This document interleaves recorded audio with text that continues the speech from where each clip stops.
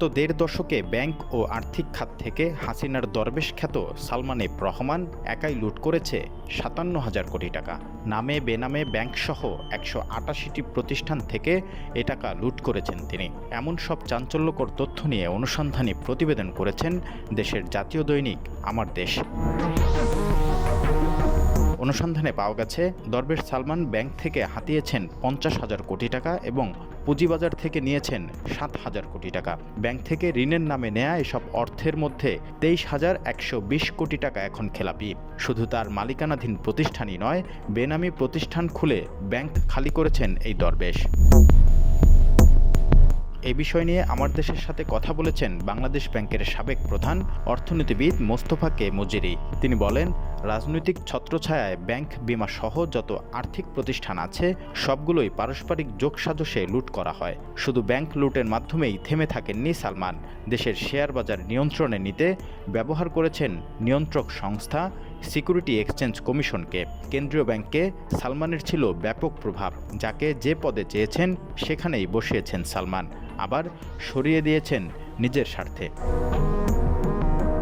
রাষ্ট্রায়ত্ত জনতা ব্যাংক থেকে সালমানের ২৯টি প্রতিষ্ঠান ঋণের নামে লুটেছে ২৩,৯১২ কোটি টাকা। এর মধ্যে ১৯,৫০৭ কোটি টাকা এখন খেলাপি। বেক্সিমকো গ্রুপের বিভিন্ন প্রতিষ্ঠানে ঋণ দেওয়ার ক্ষেত্রে জনতা ব্যাংক সে সময় চাপে পড়ে কোনো নিয়মনীতির তোয়াক্কা করেননি।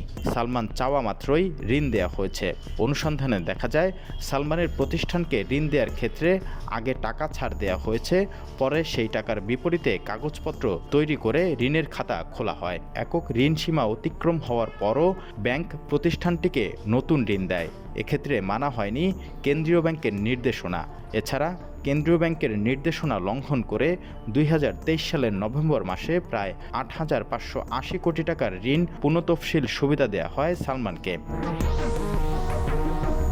আমার দেশের অনুসন্ধানে আরও জানা যায়, সালমানের প্রতিষ্ঠান অ্যাডভেঞ্চার গার্মেন্টসের নামে নেওয়া হয় ৫৬৬ কোটি টাকা, যে ঋণ পুরোটা এখন খেলাপি। অ্যাপোলো অ্যাপারেলসে ৭৯৩ কোটি, অটামলুপ অ্যাপারেলসে ৭৭১ কোটি, বাংলাদেশ এক্সপোর্ট ইম্পোর্ট কোম্পানির ১,১৬৯ কোটি, বে সিটি অ্যাপারেলস ৮৯০ কোটি, বেক্সিমকো ফ্যাশন ৯২৭ কোটি, বেক্সিমকো ফার্মাসিউটিক্যাল ৩৫৫ কোটি, বেক্সিমকো পিপিই ১৭ কোটি, বেক্সিমকো গার্মেন্টস ৮৫৭ কোটি, কসমোপলিটান অ্যাপারেলস ৮৫৬ কোটি, কোজি অ্যাপারেলস ৮৬০ কোটি সহ আরও বিভিন্ন প্রতিষ্ঠানের নামে ঋণ নিয়ে লুট করেছে হাজার হাজার কোটি টাকা।